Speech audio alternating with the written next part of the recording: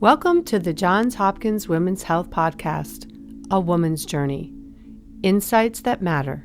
I'm Kelly Gear-Ripken, and I invite you to listen to Johns Hopkins specialists discuss the latest topics in women's health. Now here's your host, Lily Shockney. Hi, this is Lily Shockney from A Woman's Journey at Johns Hopkins, and this is our podcast, Insights That Matter. In this podcast, I am joined by Johns Hopkins clinical dietitian Ashley Greenwald to discuss probiotics. Ashley Greenwald practices at the Johns Hopkins Bayview Medical Center and specializes in the nutritional needs of patients with bariatric conditions. Probiotics are live bacteria that research suggests may have many health benefits. They can be found in yogurt and other fermented foods, dietary supplements, and even beauty products. Welcome, Ashley, and thank you so much for joining us today. Thank you. You know, when you hear that something is a bacteria and that it's live, it doesn't feel logical that we would want to put that in our body, particularly after we've gone through several years of the COVID pandemic. So tell us, what are probiotics and what benefit do they have for our bodies? Yeah, no, I agree with COVID and bacteria. It sometimes doesn't always have a positive meaning. However, I think it's important to kind of discuss before we go into probiotics about a gut microbiome. I think that kind of is where we might need to start, and then we could transition to where probiotics and the role that they play.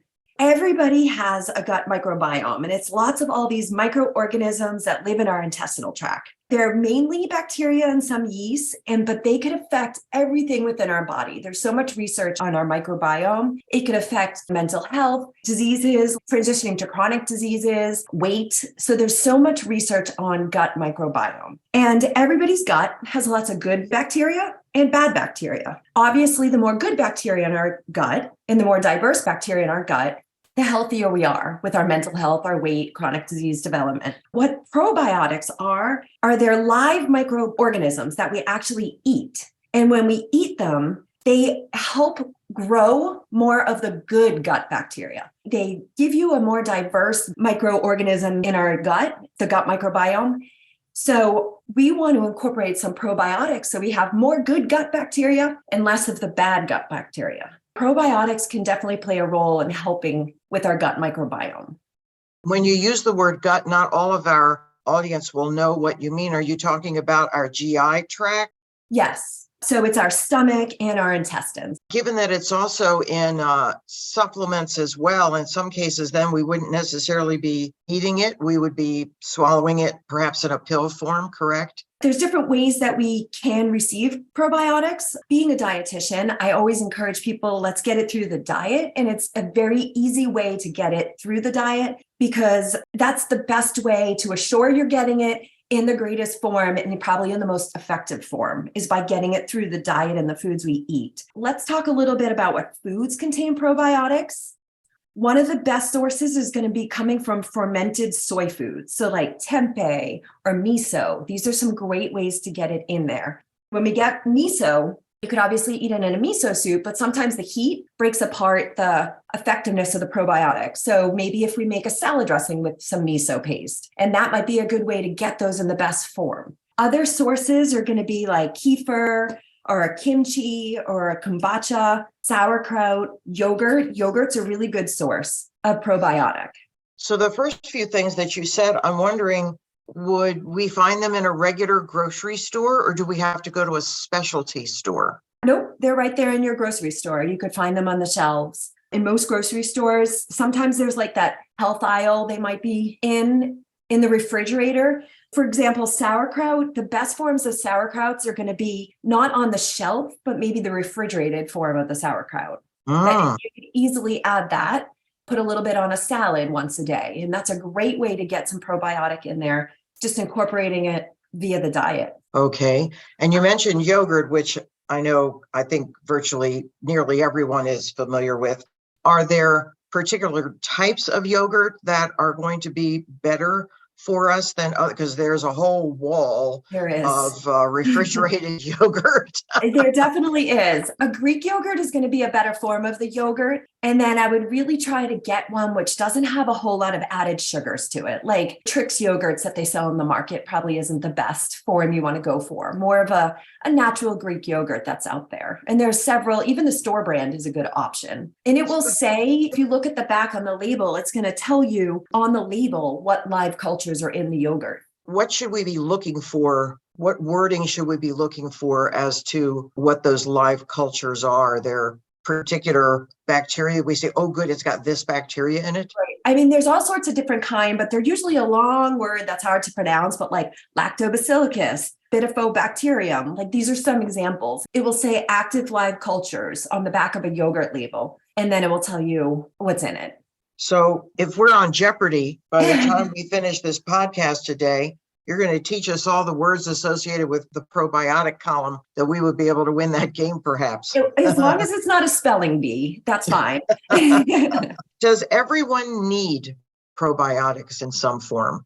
I would encourage everybody to have a diverse diet, is what I would encourage. Because again, it's circling back to the gut microbiome. We want lots of fruits and vegetables. We can incorporate some fermented foods in there. And then right there and then, we're getting probiotic naturally. As far as another form, just to circle back to the other question too, is another form of getting your probiotics would be in supplement form, like you mentioned earlier. Do I think that everybody needs to take a probiotic? No, I don't. There are definitely certain circumstances that I would encourage a probiotic. And when I counsel patients, I'm like, let's incorporate them in there. A lot of times if somebody is having like traveler's diarrhea or just diarrhea in general after like a stomach bug or food poisoning, I think getting a probiotic in there is a great idea. Another way, maybe if we're taking an antibiotic, because that too affects back to the gut microbiome, that can affect the gut microbiome. So incorporating an oral supplemental probiotic would be what I would recommend.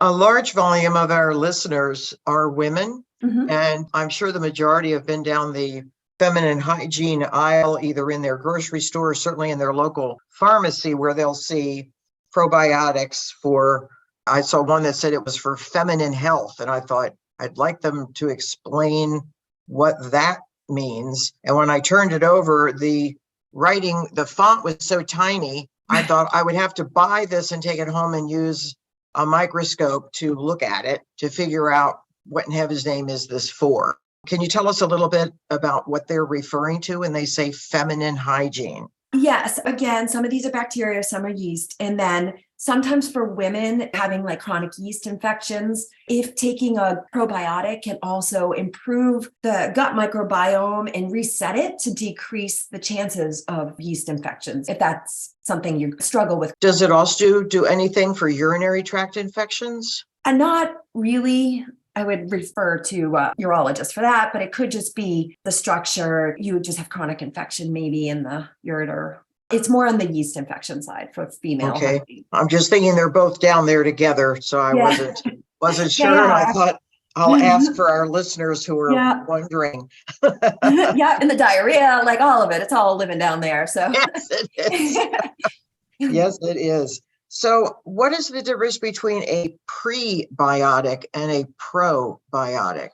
Probiotics are down there. And when you take your probiotic, that is really increasing the population of the good gut bacteria. So again, we want lots and lots of good gut bacteria. So we take probiotics. A prebiotic is a non-digestible food component that helps stimulate the growth or activity of the healthy microorganisms that are in our gut. In other words, the probiotics help increase the gut bacteria. The prebiotics kind of feed the good gut bacteria. And so once they're there, the prebiotics are keeping them healthy and growing and well-fed. There's been a lot of newly released soda brands advertising prebiotics. Are these useful? I think marketing's doing a really good job with those. But again, I just circled back to the diet. Like good dietary sources of prebiotics are things like asparagus, a banana, but more on the greener side than the brown side. That's going to be higher in prebiotics. Some garlic, some Jerusalem artichokes or leeks or oats or onions or soybeans. Like these are easy foods to incorporate into our lifestyle. And then we're getting all these healthy prebiotics in our diet. As far as a soda goes, I'm not sure. They're not harmful, and incorporating maybe like one a day in the place of like a soda can play a role, but it's not something that I would rely on for prebiotic. I'd rather you, again, get it through the diet. Maybe if we're adding asparagus to dinner, you're getting adequate prebiotics in the diet without the use of these sodas. The other thing is, I don't know if you've seen the cost of some of these sodas, but they're like $25 to $30 for a 12 pack. When you could just buy right, we could just buy some asparagus, have it with dinner, and you're doing yourself more and fiber. a green banana. Yes. Exactly. Yeah. Now I'm intrigued with the bananas. So as a banana ages, shall we say, goes from green to yellow, it loses some of this content? Is that what that means? Some of it does. A banana is an interesting fruit because as it ages, like the sugar content of a banana increases also. So the greener bananas are higher in prebiotics, a little lower in sugars. Interesting. It's been said that probiotics could possibly help with mood elevation. Is this true? Again, it circles back to that healthy gut microbiome. The more healthier gut microbiome we have, the more of the good bacteria in the gut, it affects everything. It could be your mood, it could be your weight, it could be the development of chronic diseases. So it's not that probiotics per se directly linked to mood, but a healthy gut can affect mood. If someone's microbiome is off, like let's say they have more of the bad bacteria, it's called something called dysbiosis. And that means like more unhealthy gut bacteria than healthy. And when people are in this state of dysbiosis, they could have like a lower mood. They've taken research of gut microbiome in individuals with obesity and individuals at a normal weight, and their gut microbiome, the bacteria is different. There's more unhealthy gut bacteria in individuals with obesity. So switching the diet over, including more healthy fruits and vegetables, whole grains, and really some probiotic and prebiotic rich foods can affect the gut microbiome to tip it more to a healthier environment and can improve the mood. And so when I think about obesity, I think about probably they've already incorporated into their diet more high fat, high calorie foods, which definitely would not be on your list whatsoever. Potato chips, I'm sure, are not on your list, right? Yeah. Of containing a probiotic. Some people believe that probiotics may help with weight loss, but it sounds like it really is switching to a healthier diet that would be aiding an individual in weight loss, and not because they're taking a supplement, for example, that says probiotic on it. Right, exactly. And I think without changing your diet or lifestyle and just suddenly incorporating probiotics into your life, they're not going to have an effect.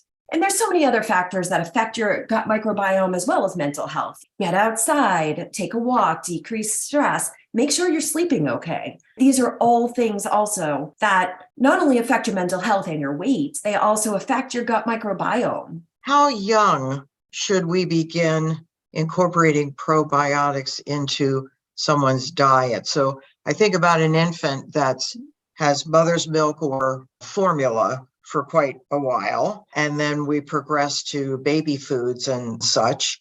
When should we start looking at our children's diet and incorporating this into their diet?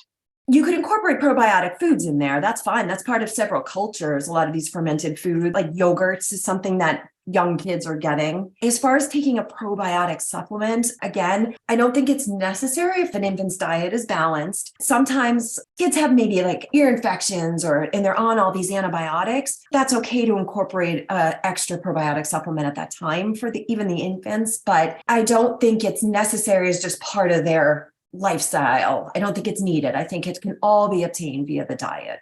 Is it possible to consume too many probiotics? It is, without a doubt. Sometimes people are taking them and they don't need them. Sometimes there's side effects with probiotics. You could end up with gas or bloating or diarrhea. There's some unpleasant side effects with taking too many probiotics. The other thing is there's certain people that shouldn't be taking probiotics. People that are immunocompromised should really stay off of probiotics. An immunocompromised person might be somebody undergoing chemo, somebody taking post-transplant, or even somebody with like an HIV infection, because it could kind of just tip the microbiome in their gut and they're already immunocompromised, so it can expose them to infections that you don't want to expose them to when they're immunocompromised. I know individuals that stopped incorporating probiotics into their diet when COVID hit as a pandemic. They just said, I think I better not do this, I think it might increase my risk of getting this virus. Would that be true, or is that a myth? I don't know if that's ever really been researched, so I don't know if I could back that up with fact. There was a lot of theories going around during COVID. It's not really understood. Elderberry was a big one, and there's no research supporting elderberry in COVID. So I don't know. How long does it take to be on a diet that is rich in probiotics for it to start working? Because I imagine that your stomach doesn't send a message out to you to say, oh, I'm starting to work now. Right. So how long would you need to be on a diet that would incorporate probiotics to then know I truly am helping my gut? It varies from person to person because everybody's gut microbiome is completely individualized. You may notice it a week or two, that after starting it may take up to a month. It could take longer. I hate that expression, you are what you eat, but obviously the more healthier foods you incorporate with more plant diversity and the less fried foods, those potato chips you're referring to, you might see improvements in your health and your gut pretty quickly if we make these changes. I saw a new commercial just last night on television, which of course made me think about you for today, where it showed that one of the major baby food companies now has plant-based baby food and obviously showcasing it in the grocery stores. Would that be one method of incorporating this into a toddler's diet? There's so many trends in nutrition, and I think right now a big trend is plant-based. I actually saw the other day they're making like plant-based candy, like Reese's peanut butter cups. Right. And I think it's really misleading. So it's not chocolate, it's something else to make you think it's chocolate? Or is it the peanut butter part? They're eliminating anything that's like man-made, but technically chocolate is plant-based if you think about it. But it is. Cocoa. What's the problem here? Exactly. Yeah. It doesn't suddenly mean it's healthy. And you have to be careful with a lot of this plant-based foods because Burger King has the Impossible Burger.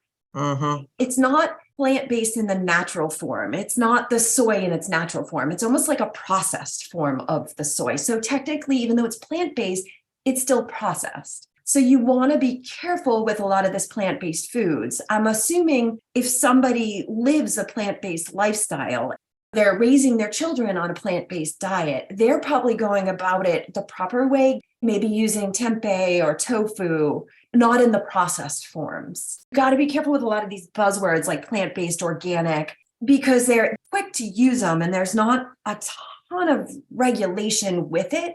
They could make organic fish sticks. It doesn't mean it's healthier. It's still a fried fish stick. Mm-hmm, mm-hmm. Just makes you think you feel better when you read those words they do. on the package. And the marketing is out there and they are doing what they can to convince the consumers this is healthy. Yeah. But again, the Impossible Burger is still a processed food. It's just a plant-based processed food. Yeah. And I guess that's why when we're looking at like sauerkraut, you're steering us to the grocery store to the fresh stuff and not the canned stuff. Would that be right? Yeah. You want it refrigerated, not sitting on a shelf, because that's going to help keep the stability of the prebiotic and the probiotic of it. Mm-hmm. Are probiotics regulated in the United States? They're not. And that's the other thing. Be careful when you're taking these supplements because they're sold as a dietary supplement and the FDA doesn't have to regulate it. Probiotics. There's so many of them out there, and probiotics are pretty sensitive. They're affected by temperature, shelf life, light could even diminish the effectiveness of it. You have to be careful. The FDA doesn't allow you to make health claims. Like it can't say taking a probiotic will cure cancer, but it could say taking a probiotic may help your gut to make you feel better. It could say these may, but it can't make these health claims. They're not regulated. That is so unfortunate. There's so many things that we're putting in our bodies that we are trusting what the label says and trusting the store that's carrying the product that we purchase and really don't know exactly what are we doing. I recall many years ago, almost 40 years ago, Dr. Paul Talalay at Johns Hopkins, who specialized in broccoli sprouts, did over 45 years of research on broccoli sprouts. I thought that man had stick-to-itiveness, and Right. he purchased from some vitamin supplement stores packages that said they were broccoli sprouts in pill form.